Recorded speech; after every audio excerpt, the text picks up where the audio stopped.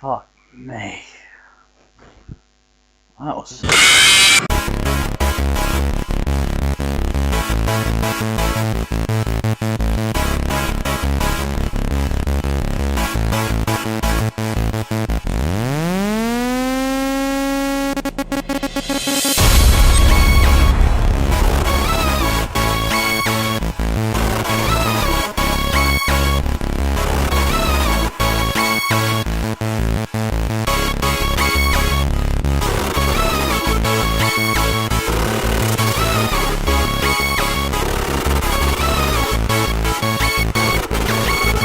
Hello YouTube, I'm Darkest101 and welcome to the Event Horizon. Oh boy, what do I say about this movie?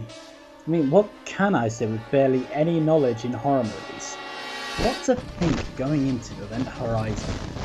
Considering I never heard of this movie until you asked for the review, however, the fact it was critically panned and bombed at the box office suggests to me that you guys have asked me to review a hidden movie gem from the 90s or a box office abomination from before the turn of the millennium. Taking the fact you guys wanted me to review Prototype into account, however, my guess is you just want me to suffer. So, we're at the point of their return. This is Event Horizon. The movie opens with Dr. William Weir, played by Sam Neill, waking up on a space station.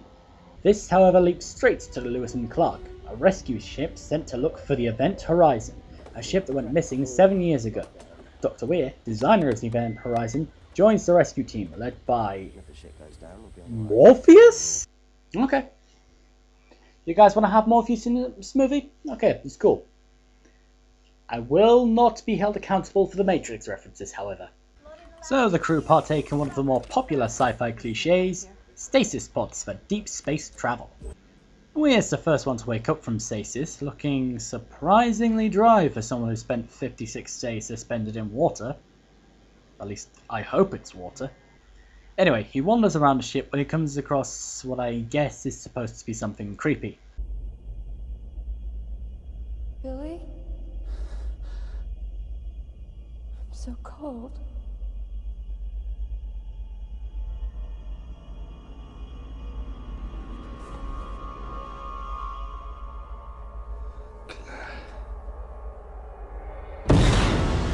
I'm waiting.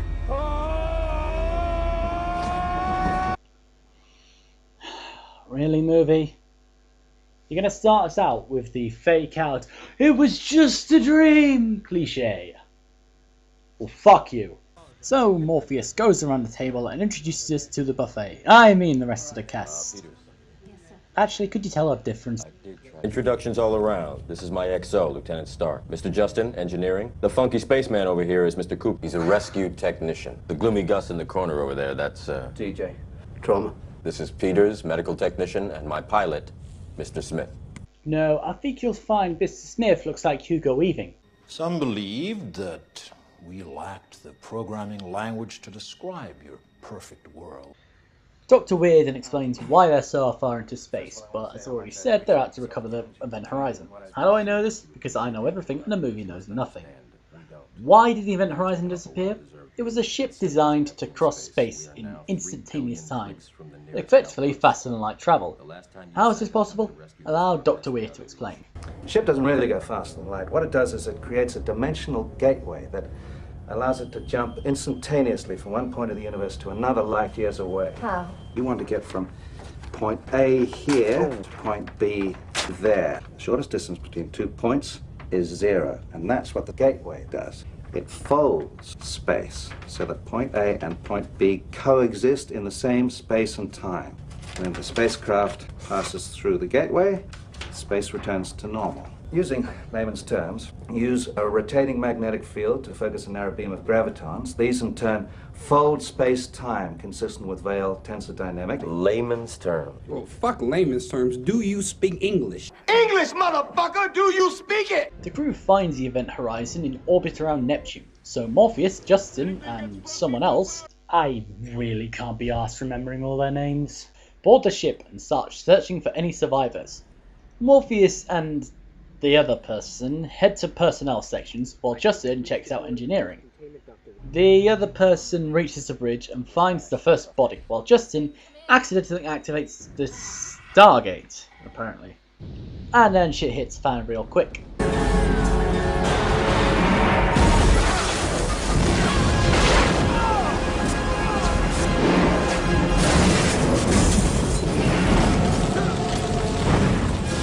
So, horror movie cliche number 316, the only means of escape, the Lewis and Clark, is now basically fucked. So everyone boards the Event Horizon, which they need to prepare fast as they have limited oxygen. Justin, after being dragged through the Stargate, is now catatonic, so they set him down for a nice nap. Meanwhile, the Lady Doctor uncovers the ship's log and begins running it through some filters. However, a power drain from the core begins siphoning energy from the ship. We're in Morpheus run to check the core, which turns it into 2001: A Space Odyssey for Dr. Weir. Things start going haywire inside, and Weir starts seeing visions of his deceased wife, Claire, whilst outside, Morpheus sees the figure of a burning man. Discussing this with the rest of the crew, Mr. Smith gets a little hot under the collar. Yeah, well, you don't need to be fucking to figure it out, do ya? All right, Doc. When you break all the laws of physics, and you seriously think there won't be a price? I must get out of here. I must get free. Justin, however, apparently goes on a little walkabout to the airlock and starts talking about how the darkness, or something like that, sees everything inside of it. I really wasn't paying attention.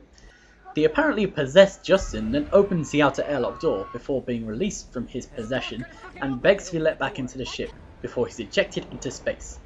Morpheus, however, manages to catch him and drag him back inside before he dies, and the medical team work on saving his pale ass before jacking him into the Matrix in order to keep him stable. Morpheus, however, starts hearing more from the flaming man from before. Turns out the figure is a former crew member of Morpheus called Korak, who Morpheus abandoned in a fire. And since now's the time to spill everything, the trauma doctor worked out a translation from the ship's distress call. I've been listening to the distress signal. Think I made a mistake in the translation. Go on. I thought it said liberate me, but it's not me. It's liberate tute me. Save yourself. And it gets worse. There. I think that says X in Ferris. Save yourself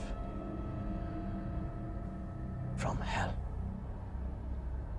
Look, if what Dr. Wade tells us is true, this ship has been beyond the boundaries of our universe, of known scientific reality. Who knows where it's been, what it's seen, and what it's brought back with it. From hell. Let me stop you right there, movie. You're telling me this ship has opened a gateway into hell? I'm calling it. This just turned into Doom. Someone get me a BFG 9000 up in this bitch. The crew recovers the video from the ship's logs, and it shows the crew went absolutely loco and started mutilating themselves and each other as the first gateway opened. The captain takes it as a good sign to get the fuck off the ship and head back home.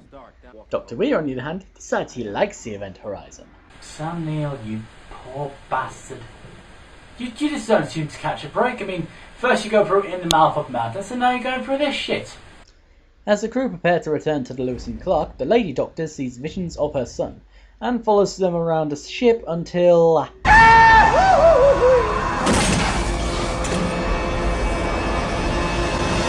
Flat. I know I joke, but actually...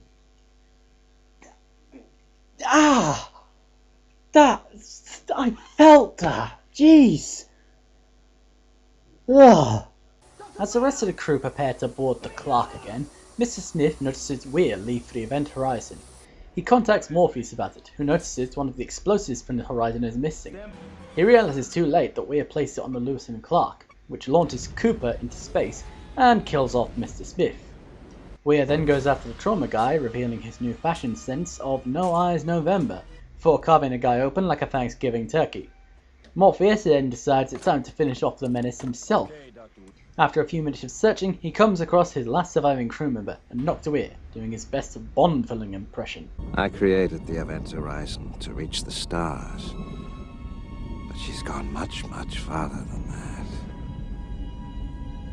She tore a hole in our universe, a gateway to another dimension. A dimension of pure chaos. Pure evil.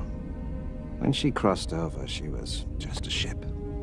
But when she came back, she was alive. Look at her, Miller. Isn't she beautiful? Your beautiful ship killed its crew, Doctor. Well, now she has another crew. Now she has us.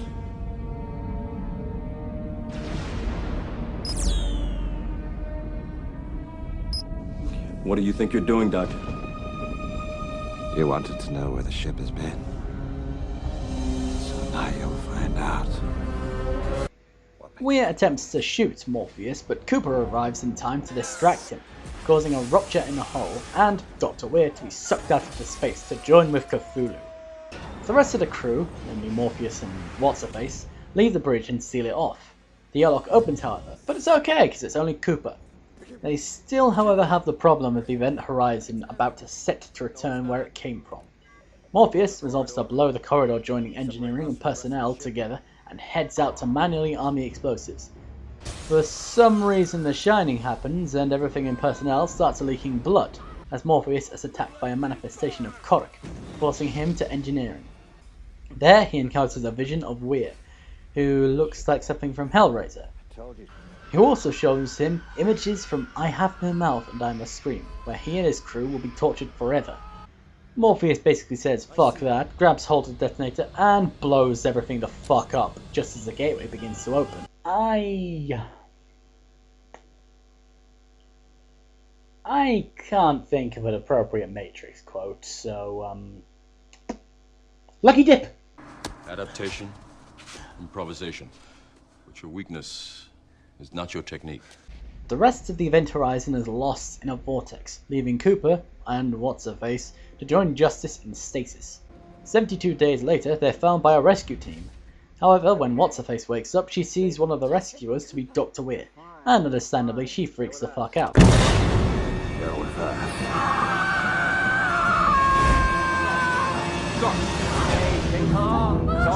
Calm down. Wait, really? Oh my god, are you ending the movie like that? Really? You're gonna start the movie with a dream fake out and you're gonna end it with a dream fake out.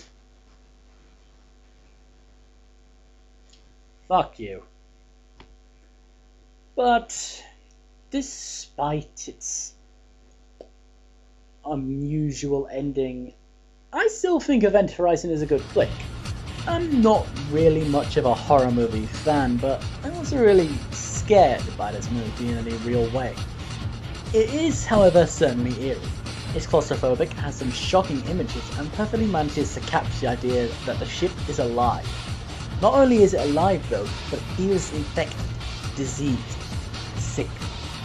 I can get why some people might assume this to be some kind of alien Hellraiser mashup, but really I'm more surprised no one drew the connection to Doom. Still, I found it enjoyable. Some of the characters are admittedly forgettable, but the ones that I do remember do give a solid performance. All in all, if I had to watch it again, I may be persuaded. Event Horizon isn't the strongest horror movie I've ever seen, but it's definitely a decent movie if you want to check it out, and worthy of a dark rating of 71. Where we're going, we won't need eyes to see. But I hope you guys enjoyed this review. If you have a suggestion for my next one, please drop it in the comment section below, or on my Twitter or Google+. But as always, I've been Darkest101. You have been watching Darkest101 Reviews. Thanks for watching. Good night, YouTube.